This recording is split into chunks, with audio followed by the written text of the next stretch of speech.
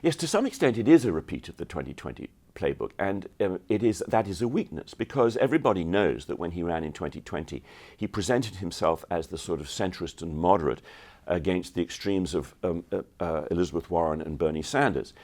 And everybody also knows that as soon as he took office, he allowed every extreme policy that Bernie Sanders and Elizabeth Warren wanted. Welcome to The Debrief, where we talk with the Washington Examiner's top journalists about the headlines they're covering and where the story's going next. I'm Sarah Bedford, and I'm here with Editor-in-Chief Hugo Gurdon. Hugo, a major part of President Joe Biden's campaign is shaping up to be this argument that he is the defender of democracy and that democracy is under attack from Donald Trump. And before we get to just the merits of that argument, do you think this is a kind of a risky approach to put all your eggs in this basket and really focus on this to the exclusion of other issues? Yeah, it's a very risky strategy, Sarah, because, well, for at least a couple of reasons. One is that the threat to democracy and saving democracy are not high on the list of voter concerns. The economy, specifically prices, are much higher. The border is much higher. The open border is much higher. So it's a focus on an issue which appeals very much to the harder left-wing base and to people who dislike Trump a lot and who think about January 6th as being an insurrection that makes him absolutely unelectable, or should make him absolutely unelectable. But the majority of voters are not focused on that. So that is a serious problem. And there is reporting at the moment, in this week, that there are concerns amongst Democrats that he is focusing too much on that and not accepting new ideas for a strategy which is more about positive points on the things that voters actually care about. Does Biden have the credibility, Biden specifically, as the main messenger of the defender of democracy argument, does he have the credibility to push that, given that, for example, his Justice Department is trying to put his top opponent on trial? On a variety of issues, the Democratic Party and he as its head lack credibility.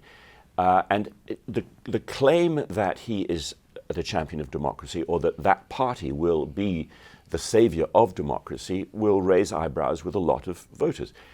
The point that you make about putting one's political opponents on trial is not seen, it cannot be seen as the modus operandi of a savior of democracy. It's a banana republic kind of tactic. But that's not the only area where the Democrats can be attacked as false in their claim that they will save democracy.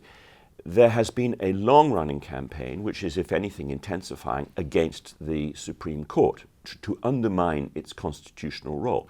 The reason that is happening is that there is now a 6-3 majority in favor of originalism and textualism, which is often referred to as a conservative judicial philosophy, and the court is therefore thwarting left-wing policies which are being put in place by government overreach by the Democrats, where they don't have constitutional authority or they don't have voter approval.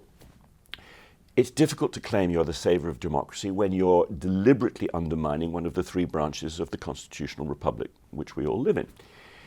It's difficult also to claim that you are the savior of democracy when you refuse to protect the borders and enforce the law. 9 million illegal immigrants have entered the country during President Biden's term, including more than 500,000 criminals. It's difficult to say you're the savior of democracy when you're doing that.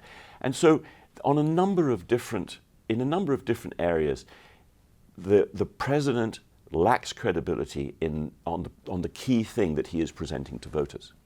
In my lifetime, we've never seen a rematch between two people in back-to-back presidential election. You know more history than me. Maybe that's happened at some point. But this defender of democracy argument seems like a different shade, a more intense shade of Biden's 2020 platform when he ran on being a stabilizing force, restoring order to a country that was rocked by riots, pandemic. And Biden can't run on that again because he obviously did not restore law and order. There's a perception that unrest is actually quite a bit worse. So do you think that, Biden kind of trying to repeat the same playbook when you do have side-by-side records is not smart here? Yes, to some extent it is a repeat of the 2020 playbook, and that is a weakness, because everybody knows that when he ran in 2020, he presented himself as the sort of centrist and moderate against the extremes of Elizabeth Warren and Bernie Sanders. And everybody also knows that as soon as he took office, he allowed every extreme policy that Bernie Sanders and Elizabeth Warren wanted.